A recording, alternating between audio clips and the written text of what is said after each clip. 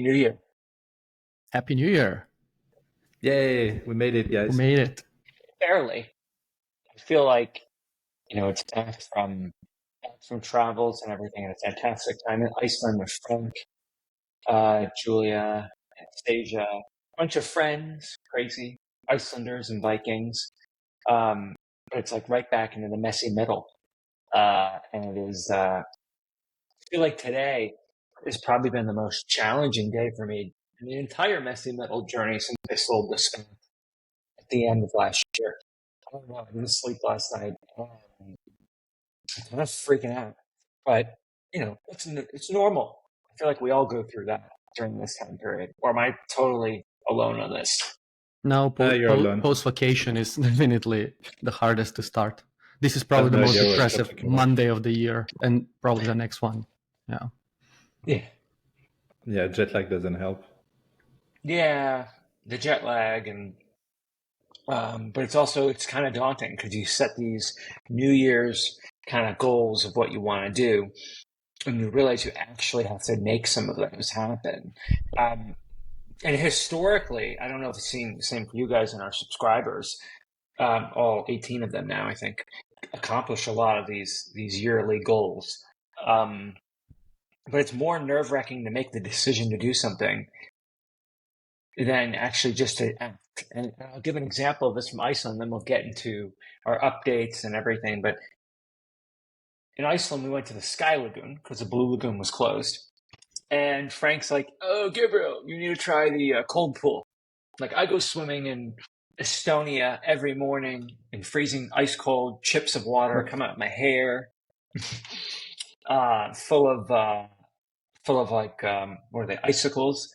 And I said, okay, I'll try it. And I first wasn't going to. I'm like, no, I'm too nervous. It's too cold. It's nice in the Sky Lagoon. And the Sky Lagoon is a warm lagoon, man-made, but all of the water is powered naturally, not powered, it comes from the earth. And then they have this friggin' cold pool, which I don't know. What was the temperature of that pool, Frank?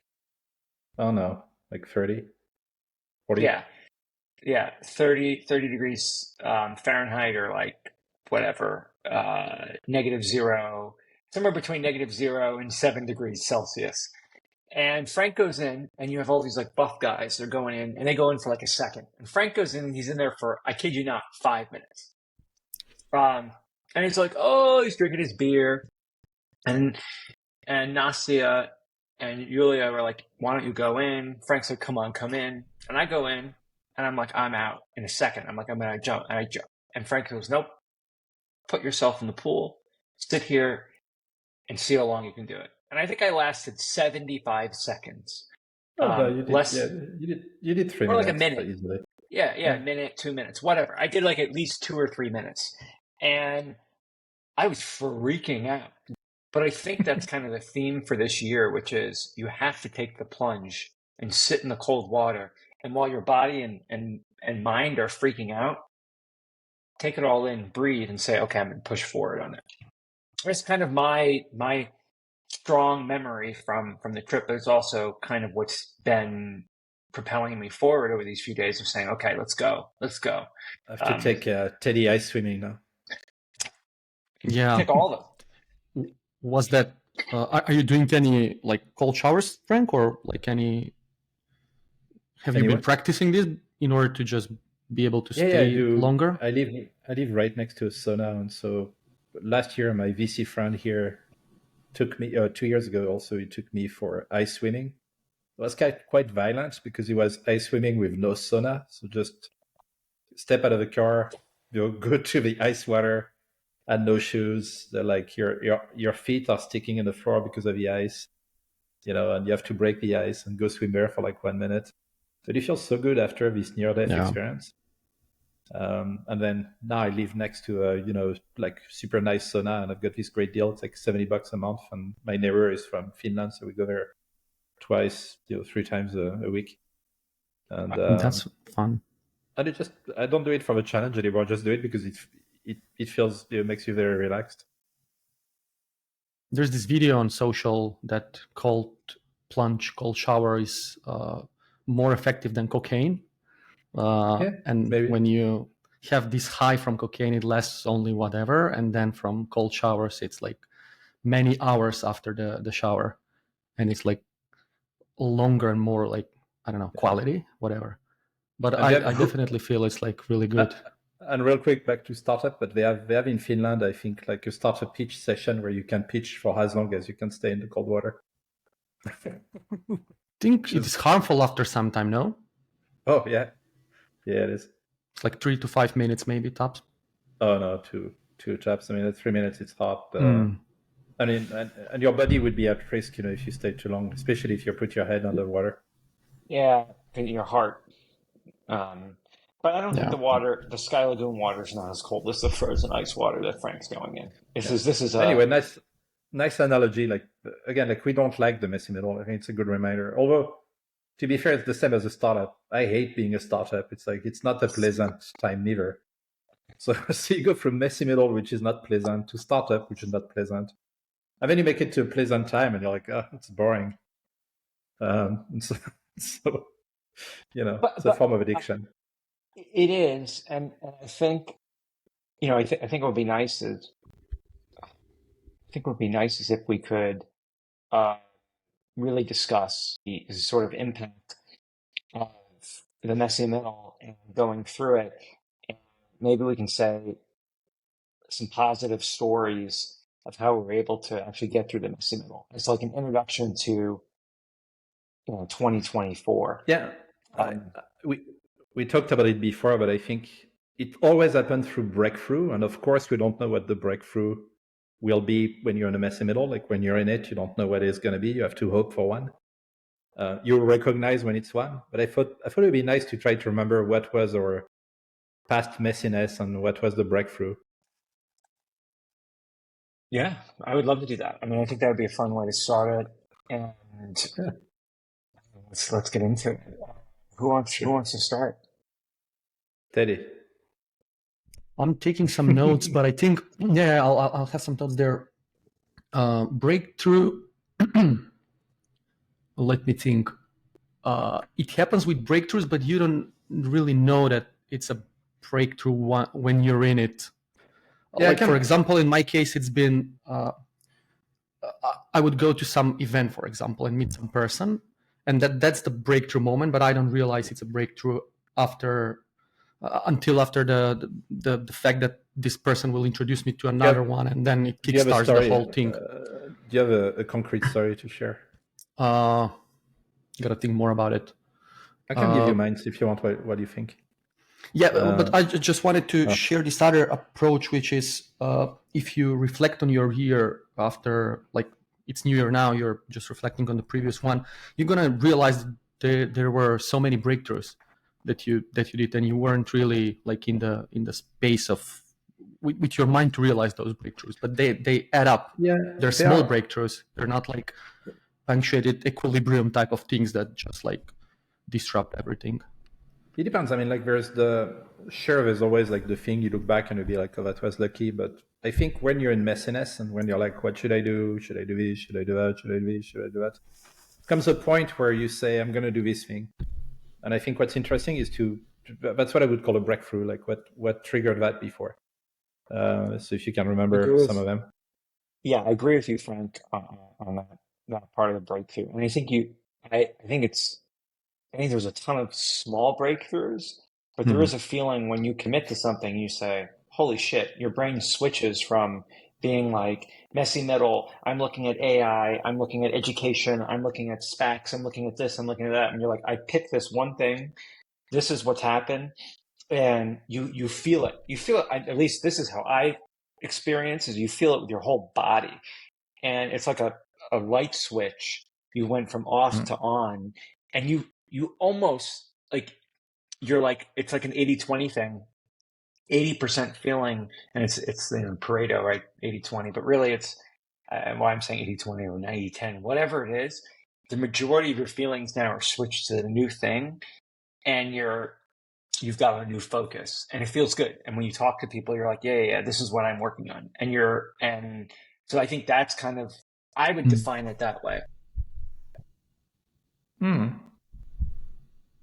Is agree, that but you guys want to give real examples of it? yeah, I let's can do it. start Let's if do you it. want. Yeah, so you start, Frank. Sure. I'm gonna go through all of them, I guess, all the major ones. My first messy middle, I guess I remember, was the one for Startup Weekend. So it was the first startup I was really doing. Right before that, I did 1 year world trip. So I was traveling around the world and kind of at a time where not many people were traveling around the world. Like most of my friends at the time were Israeli because they quit for a year or two. But anyway, it was a great experience.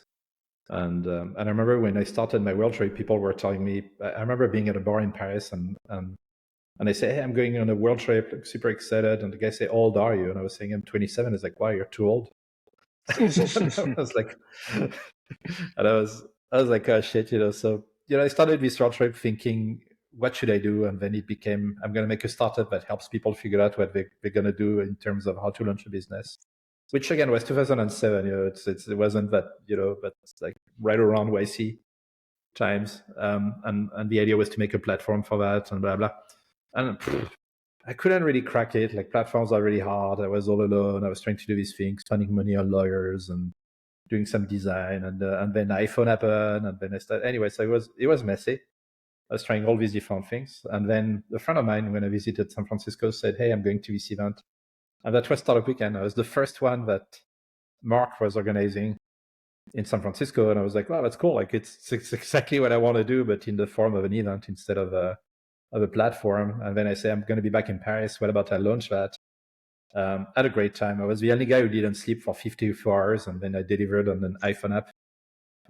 Right at the time where Foursquare, was starting to do things. And people were like, there's still people like who pitch me and ask me about this app. It's really funny.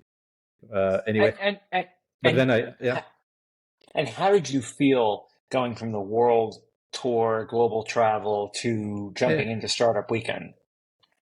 No, it was great. I felt like that was the right thing. But the thing that was great is to meet other people, and to meet Mark was really, really awesome. Then after that, I organized the one in Paris, and then met with Clint. And I was like, all of us were like, right away, we knew we were gonna work together, I guess. I quit everything else I was doing, put all the money I had, give it as a donation for Startup Weekend, and then so we can start acquiring it from Andrew. And then we started to work together, and I was like, that's it. Like, I was so happy to have met these people. So that was my first breakthrough. So I went from, I kind of know what I want to do, but you don't really know, and then boom, focused and did that. So wait, then was there the was breakthrough meeting Mark? Was that the moment? If you define it as one particular impactful moment? The breakthrough was meeting Mark and experiencing Startup Weekend and being like, that's exactly what I want to do, and I need to help this thing to grow. It should grow. Because it's exactly what I wanted to do also, right? It's like I was making this website where people can say, what's your idea? Meet your team. And now I've got this thing where you have an event where you say, what's your idea? Meet your team. So, it's like, wow, someone else thought about it. That's kind of cool. At that time, the other team that was doing that was Unodal. I remember reaching out to Rebecca at that time, and they're super cool. Like, they were like, hey, let's meet. And I was like, that's cool. You guys launched something I'm also interested in. But they were too far ahead. And so it wasn't like we're going to work together. It was just like nice meeting someone who thinks like us. And so again, that was breakthrough number one. I want to go through all of them, and then we can maybe see a pattern. Okay. Then the second one, I guess, was Recorp. I'm going to skip like the other companies because they came after Startup Weekend, but as part of Startup Weekend. So Recorp was, I moved from Seattle to New York. And I was like, okay, I'm going to I want to help recycle entrepreneurs. That was my conclusion of Startup Weekend. We haven't done anything of that. And my hypothesis was we're going to inject entrepreneurs in corporation, blah, blah. And so I tried to apply my own paper on how to meet co-founders. And so I started to do co-founder dating. And then I came across Peter Kreisdale, and also you, Gabriel. And Peter, I think, because he was already doing his strategy hacks and all these things, like we right away were like, oh, I agree with you. There's going to be consulting things. We need to do that. So I found someone else who was equally a believer on this idea. And that came out of a coffee. And then we started to work together for like maybe 4 years. Then after that, Recorp did well. Then, we launched this other thing with Brian. Brian, I met years ago before. He was in between. And then we did this weekend with Teddy, and all of us were in between. And then we clicked again with Brian. We're like, fuck it, let's do something. And with Peter, and we're like, let's put the little recorp money we have to start to explore new venture. And then we ended up launching Massive. And after that, moved back to France for personal reason, stopped Massive. And then I met again Gilles, which I've met before through a common friend in New York. And he started to talk to me about blockchain and voting. And I said, look, like whatever I work on next to me should be something useful. I was in that phase of being useful. So I was like, it's either democracy or education. And so when Gilles told me about democracy, I was like, cool, someone else who cares about what I care. Then we had a couple of coffee and we said, cool, like let's go for a date. And then we pushed and we pushed. And every time we pushed, we started winning grants and stuff. And a couple of years later, when we launched Electis as a for-profit, and now we're in the middle of it. And so that's it. So I guess every time to me, my breakthrough was being lost in some kind of general theme, having some passion, and then launch it. And I guess the last one was 137, but this one didn't work. But I did feel like a breakthrough because I was like, cool. Talk to Mark, who told me you should talk to Ted. Ted was like, we need to rebuild the community of Startup Weekend. Like I was like, yeah, but let's do it this way. Super excited. Same theme, entrepreneurship, recycling entrepreneurs. So always my life main themes. But the collaboration didn't work. Sometimes it clicks, sometimes it doesn't click. I think the way I work well with people is when I can push the vision and someone can translate it. And it's really hard for me to work like not on the vision level, but maybe the distance also. So it's okay. What I mean is it felt like a breakthrough, but it wasn't one. Would you characterize that as a rebound? Almost like a little bit of rebound, or no, not really a rebound, because no, the dating analogy doesn't work. I just feel like it's like a startup, right? You've got, I'm sure I met other people, I forgot about it just because it's fresh in my mind. What I mean is some of them work, some of them don't work, but all of them to me share the same pattern, which is my breakthrough pattern, which is having a general idea, meeting someone, starting to go for a date.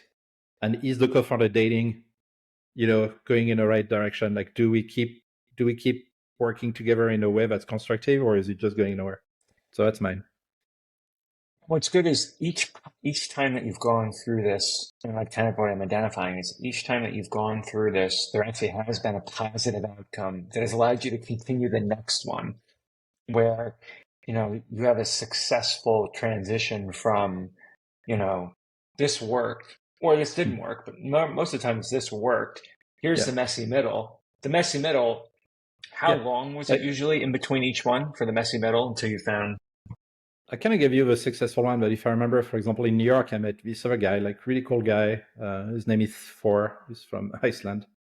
And we started also to work together on Recorp, but the same, it didn't align because he was very about, let's send email, let's look at conversion rates, all these things, which are great way to get traction. But I was like tired from Startup Weekend, and I was like, I missed the fun. And so I was like, no, what I want is to have fun. And we didn't click on that.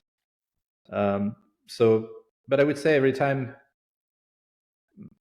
messy middle to me would be roughly a year and a half. And in between, you kind of pretend you're doing something. Yeah, but it seems that in your case, in all of these examples, you were doing something before you also wanted to work on whatever idea. You also did some research or some homework from your side before meeting this person. So you already brought something to the table. I keep myself busy, but to me, what's important, I think that's another part of our discussion, is I'm not obsessed with doing something for the sake of doing something. I know that if I do nothing, it's not great. You need to build stuff. So it's nice to learn. But to me, it's very important to get the right team and something that you feel you have energy and can keep you motivated for a very long term, even if it's a bad idea, to be honest. To me, that's more important than a good idea. To be like, fuck yeah, let's do this thing, and then later on you realize it was a bad idea, and then that's the classic pivot, it's fine. But to me, it's really hard for me to be like, that's a great idea. But I don't feel it. Like, it's just like, so anyway. Eddie, did you have time to think about it? Do you want me to go? What? I think I do have a pattern that I think it's sort of repeating through my career, I guess, which is I work on multiple things in the same time, and then when I'm in the messy middle, I would be excited about multiple things, and then I meet a person that brings something totally different. Typically, it doesn't have to be related to those ideas, but starts from those ideas. I don't know. I would work on a blockchain project and another website for something, and then someone else comes with longevity project, and that's typically what worked for me in the past. And I don't know why or how, but I think just by working on something, I'm in this mood of creating, producing stuff, and then it just it's like a, I don't know, like a river that's trying to find the path, and then this other person sort of creates the path of that river where it should go. But I'm in the flow already. I have to Can be you in the give flow already examples, to identify like real this. examples? I mean, there are, I guess, three major ones. One is before starting with like this back in 2007. I was working on multiple little projects. Like we have this URL shortening service, which is supposed to grow as a tool for the local ecosystem. And then I had another website, local websites. But then somehow one of the apps that we built really took off, and it wasn't planned really. It was super simple fan app. Like I wouldn't bet on this app at all. But then it just took off, and then it kind of, my flow shifted towards building this, which ended up being this crack screen funny app that we afterwards grew to 20 million users, but totally like unexpected. And this wasn't really the messy middle because I was just starting back then. Then another one is through my software consulting career, I was always, and as a group, we were always sort of pursuing some different projects, some different ideas, try to build a product. And by keeping my hands busy, being in the flow, I was always able to find clients for the consulting work, which in a way wasn't really my primary goal, but just because I was in the flow building these new technologies, experimenting with stuff, I was able to get interesting work and basically transition from this discovery messy middle phase with multiple projects into focus in the consulting slash dev work. And then this last phase, I think it's similar. It's the longest messy middle phase for me. Have many different projects. It's been like more than a year for sure. 2023 was really just like exploring and talking to people and figuring things out. And I do have some clarity now, but still I consider myself still in the messy middle now. But I feel the same pattern applies because working on multiple projects, there's a person coming in my life that kind of pulling me on another direction. But just because I'm in the flow, I can see the opportunity. I can see the direction that way. So I'm just before that step right now. I don't know what's going to happen, but if it's based on the previous experiences, I should be doing that other project right now. So remind me, I've got a stupid app we should work on for a weekend. We'll talk about it. Mm-hmm. Which one? Come on. The GPT powered live translation for live tour guide. For tour guides. So it's an iPhone. It's an app with a GPS capabilities, and you just tell the AI, like, hopefully it can read GPS, and then to be like, tell me something interesting about wherever I am in whatever language you want. I mean, later on you can choose, historical, fun facts, blah blah, celebrities. But I feel like after Iceland, I'm like, wow, we can definitely do a better job with an AI than the local tour guides. Yeah, and it's not too much work. Like anyway, we can have fun this weekend if you want. and they have Wi-Fi on all the buses, so yeah. So this is your longest messy middle period, Teddy, and it seems like there were some breakthroughs, but what do you actually anticipate will be the breakthrough of this next one? You can't anticipate breakthrough. I know you can't, but like, I don't know. Whatever. I'm asking. Again, I don't know. I think breakthroughs in my case are these little breakthroughs through the year, and then you realize you made a big breakthrough when you zoom out a bit. Because otherwise, it looks like you're day trading if you're looking for this one big breakthrough. In my case, it's just like put a money in a couple different stocks and then just wait after the whole year ends and you realize you did a great job. I don't know if it's going to be a breakthrough. I'm hoping it will be. Got it. Okay, so yeah, I'll talk about my experiences with the messy middle. It was funny. I was talking to my mom today, and she goes, "You're lucky you don't have any addictions to drugs or alcohol, because you probably be doing a lot of drugs or alcohol during this messy middle period." We're talking about it because, I mean, obviously we talk about it in family and everything. She's like, "You just get a little depressed," and she goes, "That's okay. It's natural." So for me, I'll start a little bit when I moved from Boston to New York City.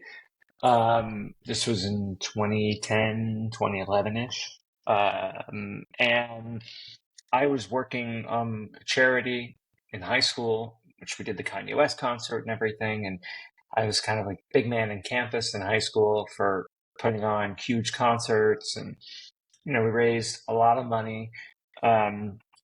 And this was the nonprofit world. I wanted to get into the for-profit world. I did a music business. It didn't really work, but it was a lot of fun.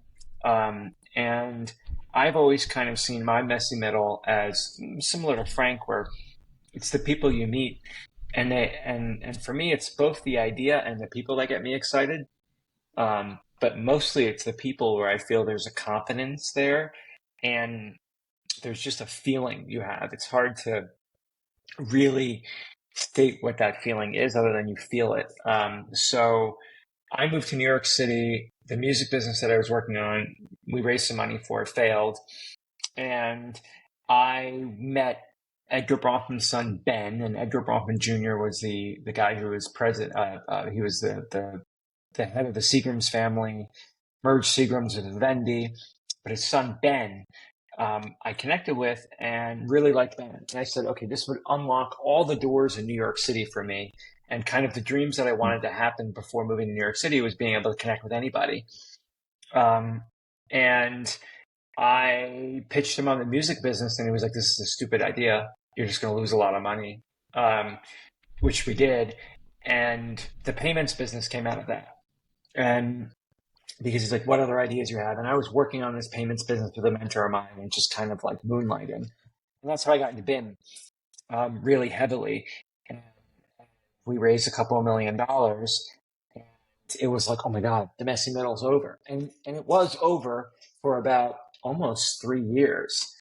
It was kind of nice, like until about 2013, October 2013, when I was fired from BIM by the CEO that I hired. I was pretty lost for a few years, and I was very lucky. I was able to exit a year later or 7 months later. It was either 7 months to a year later. I can't remember at this point. And I made, enough money that I didn't have to worry about finding the next thing, but I spent a lot of time worrying about it until I said, okay, what I want to work on next is I want to work with somebody that has built an app that 1 billion people have used or use on a daily basis. And I started going to some networking events, and I put that as the idea out there. I want to meet with somebody like that and work with somebody like that so I can learn how that works. And I ended up meeting Lars, who is the guy who created Google Maps. And I was like, okay, and I really actually enjoyed meeting him. This is where it's serendipitous. It's like he was working on a music business, which I told myself I'd never work on a music business again. But I said, well, I'll make a few intros to you. So I introduced him to Edgar. I introduced him to 3 or 4 of the music people. And he said, why don't you come on board, raise all of our money, and travel the world with me, pitching investors, pitching partners, and you be the younger guy advising me on these things because you have so much more connections in this world than I do. I said, yeah, let's do it. And that was amazing. Did that for about 1.5 years. And then I knew I wanted to start something new again. And it took 1 year for me to go from Weave, raising the money at Weave, to Gamma.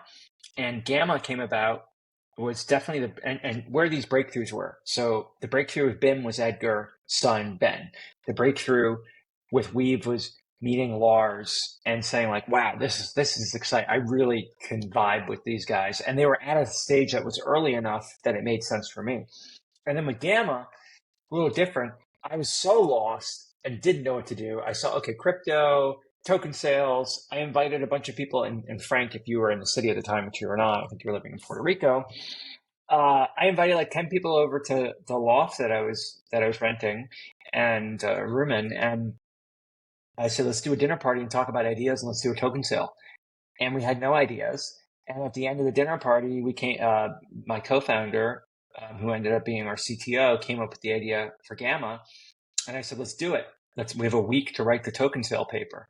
And we did it in a week. And it was like day and night. Like I was crazy. Like literally it was like a light turned on. And I was like, let's do it. We structured ourselves. We would meet at Soho House. We'd meet at Lars's apartment. And like in a month from that date, a month and a half from that date, we had our first check. And at the end of the year, we raised $3 million. So like, that's kind of how I feel it happens. And then from Gamma, selling Gamma to the SPAC, it was a year, and it was during COVID. So it was nice that it felt like everybody else was taking a break, even though, because the world, as we know, was shut down. And with Gamma to the SPAC, I wanted to work on a deal that was $1 billion deal. That was my dream. I was like, I want to do something that, we merge a company or we do this. Like I want to learn how $1 billion deals work. And that's where the SPAC came about. And of course, the theme is very similar, crypto, SPACs, whatever. And I was talking to a bunch of people. I didn't know where to start. And my advisor in Gamma, I pitched him one day on, this idea, which was not to do a SPAC, was to do something very similar. And he goes, why don't we do a SPAC? And we'll call it the Young Guys and Old Guys SPAC. And he's like, I'll put 100K in. Can you round up 100K? I'm like, yeah. And it moved pretty fast. From that was September of 2020, and we had all of our money, and our team recruited and raised for the risk capital of the SPAC by January 2021. So I would say the positive breakthroughs for me, less on the theme side, where Frank's got a theme and he usually has an idea, and he's like, okay, it's more of who do I want to work with, and what am I excited about learning from that process? I think the challenge. Yeah, I do. Really? You have a theme. I mean, the theme is like the $1 billion, the let's do an ICO. I think your theme is money. Yeah. Here, it's like my theme would be, I guess mainly entrepreneurship, or some kind of impact. I guess that's my French side. And Teddy's theme is, tinker, like build stuff, and take it from there. The other thing also you and I have in common, Gabriel, is I think anytime I do a breakthrough, I change geographies. So that's also an excuse for me to meet new people. And so, I would say every time I do something, there's like a geographic shift also. Yeah. But it's yeah, go ahead. Oh, I forgot about the geography. Yeah. So BIM was Boston to New York. Weave was New York to London, and between and traveling the world. Weave to Gamma was, you're right, I moved to LA because I wanted to leave New York, and then Gamma, the SPAC, was Florida. And it wouldn't have been Florida, probably would have been London if COVID didn't happen. Yeah, and now I'm ready to move again. And if I look at mine, Startup Weekend was San Francisco, Paris, Seattle. Recorp was New York City, then Puerto Rico. Massive was Puerto Rico, San Francisco. And then Electis is Paris, Estonia, Tallinn. Is the move before the breakthrough in both of your cases, or? Yes. I feel like moving, especially in smaller ecosystem, but it's just a great way to shake your network, meet new people. So for me, I moved to New York before the breakthrough with BIM. With Weave, I was living in New York and spent a lot of time in London, but I was traveling a ton. So, and then Weave to Gamma, the breakthrough happened in New York, but our plan was as soon as we figured this out, we're moving to California. And I spent a ton of time in Asia. And then Gamma to the SPAC, yeah, I moved. I did not want to go back to California. I was like, LA is done. Like, I want to move back to the East Coast or London. So maybe that's your thing now. You should just move to New York and everything's going to be San Francisco. Or San Francisco. Yeah, that is my thinking right now. I'm like entirely, very, very afraid of it. Because financially, I'm not in the best position to do it. But no, you increase your burn. I'm thinking about that too. Also, I mean, right now it's not the time. Like the reason I came back for Europe was personal reason, but I think later this year I'll do that too. And it's funny because I also think about the future. I always talk about Asia, about Vietnam and Japan. And part of the reason is I think when you're younger, you kind of have this thing where be like, oh, you're young and you're doing startup stuff. To me, when I was young, I was doing open source things. That was the main thing at that time. But unfortunately, I was in France and not in Silicon Valley. But I think when you're older, it might be nice to be in Asia because they value experience. so I'm starting to think about that. It's pretty cool, like to get a second life in Asia. It's like some wise guru. Wow. But, geography is destiny. We go back to that quote. I mean, it really is. And it's like I had this conversation last night with my dad because, look, one of the things with these messy middles, it's really nice to have, family support and everything. And my family's been amazing. And friends, right? So, thank you to you guys too. It's really nice to know that, and our community. But like, I was talking to my dad last night and I told him, I was like, in Florida, there's nobody doing what I want to do. And he's like, oh, well, you can go on Zoom. You can talk to everybody, you can figure everything out. And I was like, yeah, but there's a serendipity of where you can, go to. And I was like, just thinking about this. I made more money in New York and LA than I ever did living in Florida. And I meet a lot more people in those places. And you open yourself up to bigger opportunities to make more money by doing it that way. Now, I could be totally wrong. Maybe it's not the way to do it, but my feeling is it's important to be in a place where you're meeting people, at least when you're in the messy middle. And then once you figure out what you want to work on, you're obviously going to meet less people from a broad perspective and focus on just getting your thing done. And maybe the people will just show up. Or maybe we'll meet them in VR in a couple of years. I mean, technically it should work. Just right now when you go in VR, it's kind of the worst experience of the kind of people you can meet. We do some mini golf, Frank. I like the mini golf because I do it with friends. Unfortunately, all of you get sick in VR. But if you try to go on events in VR, the quality of people is just awful. And we'll see. Apple is going to release their stuff this year, so let's see what they do. Because maybe right? Because I feel like in a weird way that might be a good way to meet cool people. Because whoever has enough money to afford that thing and play with it has to be someone I want to talk to. Well, I mean, I met a bunch of cool people when Airtime first came out. Sean Parker's HTML5 video connection app over Facebook. I met like 10 people, I met Sean years before, but it was like all the top people in the Valley of New York were on it. So I kind of agree with that, Frank. And by the way, like Sean's a good example, right? Like you can be an experienced founder. It's still fucking hard, if not harder, whenever you start again. Like, yes. I don't know if I know it's not quote time, but I like that quote from Richard Feynman. It's like the first principle is to not fool yourself, and you're the easiest person to fool. And I think when you have tons of money, this principle is like so easy to get. You'll be like, oh, I've got this great idea, and I'm going to burn $10 million on it, and everybody around you is like, oh my god, it's such a great idea because you're Sean. And then they invest in it too. So yeah. I feel like almost if one day I got tons of money and famous, I think the next idea I would launch, I would just do it like Satoshi Nakamoto way, just to be sure I got the right signal. Like Or just just totally yeah. totally hide and just see what happened. Anyway,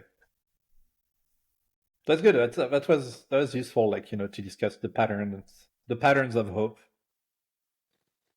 And for Seems anyone like the else who listened to keyword. us, you can look back like about this breakthrough.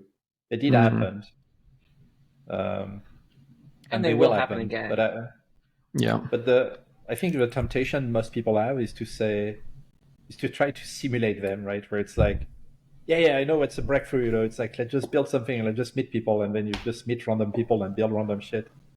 But I feel like there's some kind of a loop back where it's a real one because you feel it. But it seems that overall you gotta expose yourself to other people. Like we talked about how geography is Of destiny, course, and then of course. in all of the cases, in my case too, it's always some other person. Even if I work on some ideas and I realize this, I've been Yeah, like pulled in directions by other people. So it's about yeah. other people. You work on something, you And meet someone it's else.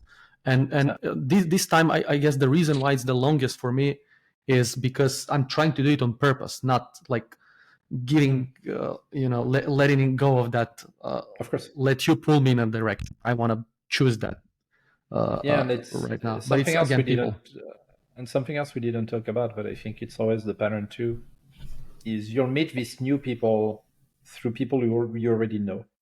So there's always this very precious introduction, these very precious bringers of good news. It's like whatever happened, like you have these things that comes around you. So it starts with your layer, and we've all been that person too. I mean, like I've been that person, Gabriel's been that person, Teddy has been that person. I'm sure where you make some intros, and then a couple of years later, you hear the guys like raise a couple of millions and do well. Which, by the way, to me, it's something I was thinking about. Which is to me, it's not optimum from a capitalistic perspective. We should reward these introductions because they're part of a value creation. But anyway, that's something else. But cool. I mean, Cool. I think that covers most of it for today. This was a Yeah. pretty this I would say it's a fun topic to discuss, um, but it's scary because you know how hard the process is of going through the messy middle, and you don't know when the breakthrough is going to happen. And Yeah, and I think you know, sorry, the reason it's scary too, I think, is somehow we have to be aware of that, even though we never talk about it. Which is you might get stuck there forever. It is possible. So Yeah, I thought of that when you said, Gabriel, about addictions. Don't you think that maybe you're getting addicted to that messy middle thing and you just simply don't want to leave? oh, for sure, I feel it right now. What do you mean? Yeah, it feels Yeah. good to feel bad. Yeah, weird. And weird. And but that's it. you have to be careful. Well, I mean, is it what? Is it weird that it feels good to be bad? Or is it, I don't know. look, On my end, I guess the way I would formulate it is it doesn't feel good, but for some reason you prefer the uncomfort of uncertainty to the certainty of something mediocre. And so, okay, which is agreed. weird, which is to most people, you should be like, oh, I've got this great opportunity where I'm going to get paid whatever, $10,000 a month and do some work. And be like, I want my multi-billion-dollar big change the world Elon Musk idea. And then like, let's go back to that messy middle and enjoy the pain. So it's the illusion of grandeur, which might also stuck you there. Because you're never going to be whatever success over one day unless you're doing some ICO scam like the Netflix show I was watching yesterday, It which takes by a the way hell was of a long hilarious. time. You should watch it. I forgot the name. It's called Bitcoin. Starring Miami some guy guys. from Miami, Macedonia. It's perfect. But anyway, like so I think that's the thing is at one point to me at least I'm at peace. I always say worst case scenario I'll work at McDonald's. I try to remind myself that there's no bad outcome. You always got a job. You always do something. It's more about like why do we do all these things? What's your core motivation?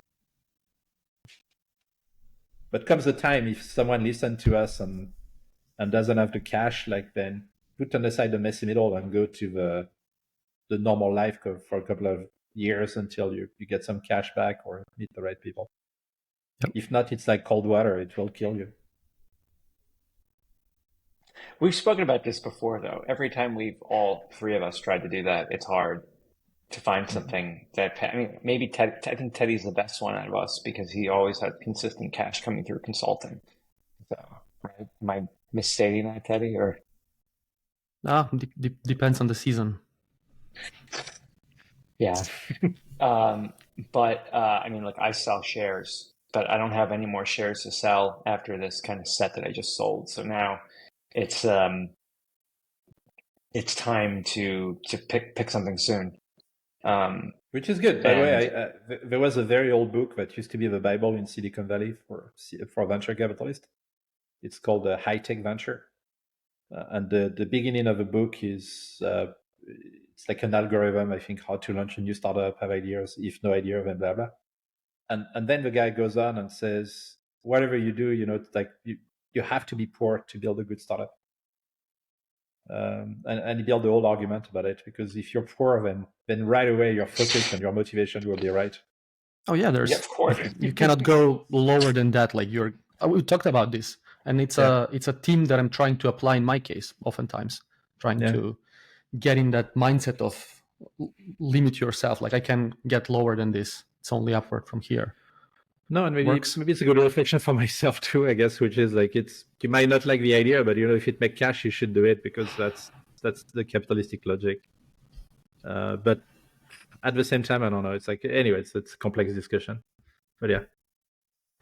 Yeah, let's wrap it up with a quote if you. Mm-hmm. Oh yeah, who's got the quote today? I don't. I get my quote already, so I'm done with quotes. So Frank, let's use your quote. Say it again. I like that quote. Sure. Richard Feynman, famous physicist and an idol of mine. And he said the first principle is that you must not fool yourself, and you are the easiest person to fool. And he was saying that in a context of science, where comes to mind anyone who's in sociology or there's so many of them who are like, oh, this is, if you do this, then that. But in physics, it's really, really difficult to build a precise experiment, to make very hard to get the right measurement and then to discover something. But that applies to business too. The idea that you have to do experiments, you have to test things, but you should always assume that you are fooling yourself. We are all fooling ourselves, and so at least to know that is a good thing. We are all delusional, guys. A little bit. Especially me. But yeah. Okay. Well, Happy New Year, everybody. Happy New Year. That's gonna be a fun year. That's gonna be great. It's gonna be a great year.